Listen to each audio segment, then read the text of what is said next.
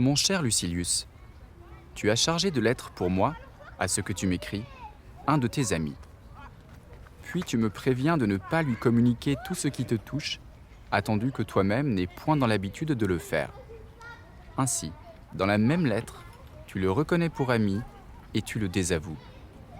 Si ce mot était une formule banale et tu disais « mon ami », comme nous disons « l'honorable homme de tout candidat possible », comme nous saluons de maître le premier venu dont le nom nous échappe, pour cela passe. Mais si tu tiens pour ami l'homme en qui tu n'as pas autant de foi qu'en toi-même, ton erreur est grave et tu connais peu le grand caractère de la véritable amitié. Délibère sur tout avec l'homme de ton choix, mais sur lui-même au moment de choisir. Ami, sois confiant. Avant d'être ami, sois juge.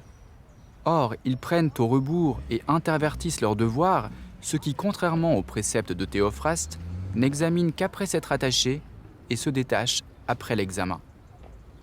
Réfléchis longtemps sur l'adoption d'un ami. Une fois décidé, ouvre toute ton âme pour le recevoir. Parle aussi hardiment devant lui qu'à toi-même.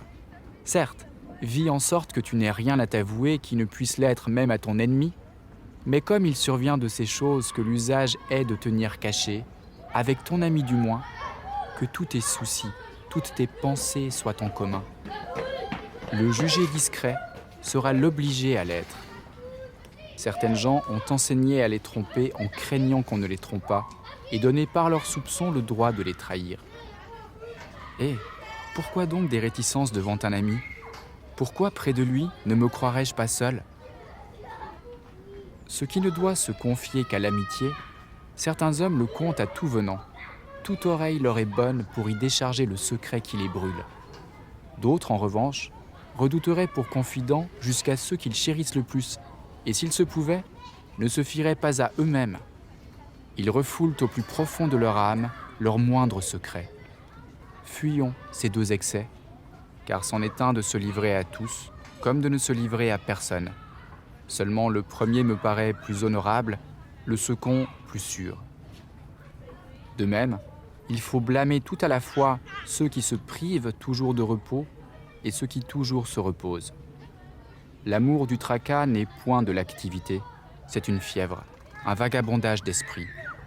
Comme le repos n'est point cet état qui juge tout mouvement un supplice, il y a là mollesse et faiblesse.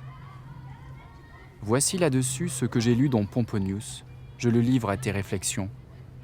Il y a des gens qui se sont tellement réfugiés dans les ténèbres que tout leur paraît trouble au grand jour. Il faut entremêler les deux choses. L'homme oisif doit aussi agir et l'homme agissant se reposer. Consulte la nature, elle te dira qu'elle a créé le jour et la nuit.